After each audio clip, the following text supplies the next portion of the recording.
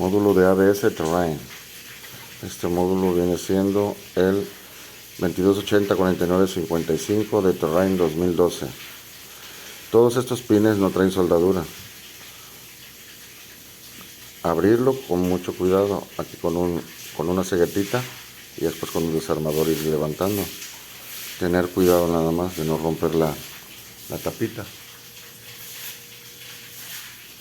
Después se le va a colocar. Este es módulo de ABS de una Terrain 2012.